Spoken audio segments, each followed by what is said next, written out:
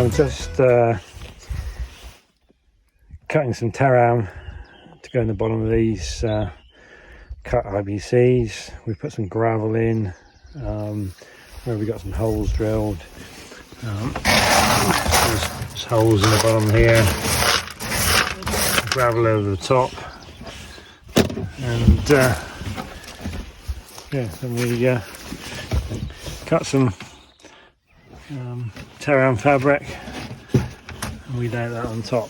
And what that does is prevents the soil going through, but it allows the water to go through, so the stone stays clean and allows good drainage. So I'm using some offcuts and stuff I'd used previously so as not to waste it. We like to recycle, and then we'll top this up with some compost and that and be ready to plant. So yeah, that's next job. Next week we're picking up some compost.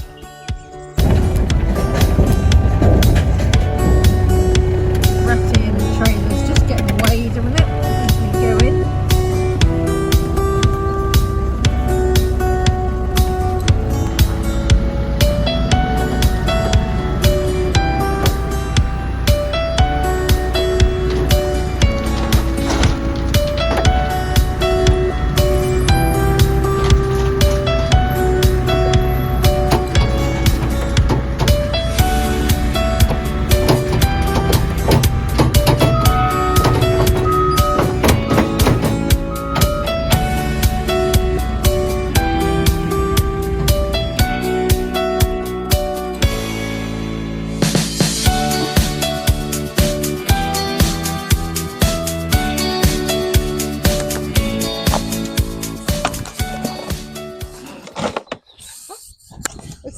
Don't bend down there when I've got a shovel in my hand. Yeah, she's got a shovel in her hand.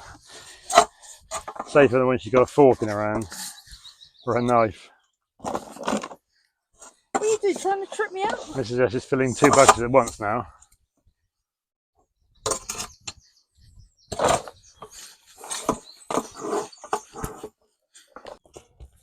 So this is load number 2. Yesterday we had 2 ton, and today the machine driver got a bit carried away, so I had to ask him to take a bit off, and even after that we're 2.5 ton, which, well, within our limits. So it's a 3.5 ton trailer. Trailer weighs just under a ton with the sides on.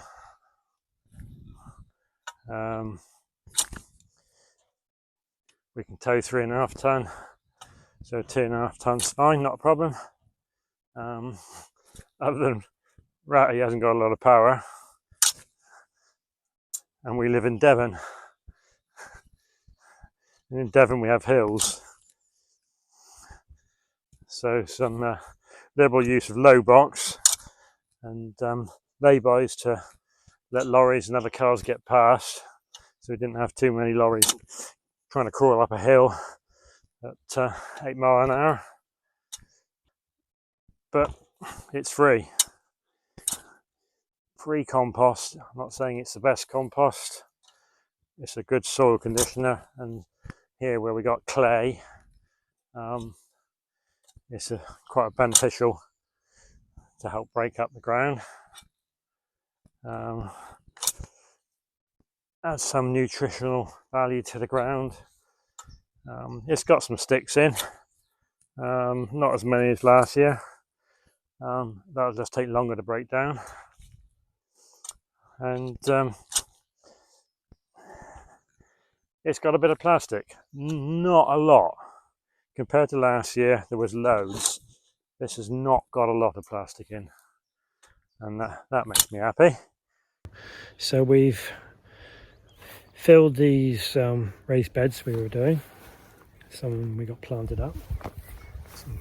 Some carrots in a couple. And we've got some onions growing in that one.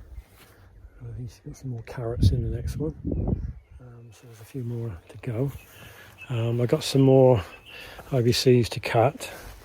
I've got one more there that's all ready to go. And You can see here, I've got some copper tape going around. So that's a slug deterrent. Got a plan with that. We'll do a video on that specifically because generally copper tape on its own doesn't seem to work. So we've got a cunning plan which will prevent slugs from getting into any of the IBCs. So we'll share that with you. And then after we picked up a couple of those, it was all chucked off by hand. And we've filled up a few troughs or pots in the polytunnel as well. So yeah, some tomatoes going in those, troughs coming out. So there's a bit more to do in here, and there's a couple of big vessels in there. Got some new potatoes. Window's working really well. Mrs. S has been busy in the polytunnel, not the polytunnel, the fruit cage. I don't know if you can see the sun's in the way. It's turning the other way. So we topped up the strawberries with some more compost as well. It does sink over time, and that's now been stored. So she's putting together a video on strawberries. And yeah, anyway, we picked up a load of horse manure as well, and plan to get some pigs next month. So we're growing a load of pumpkins to feed them with later in the year. So yeah, a lot of the horse manure has gone out on here.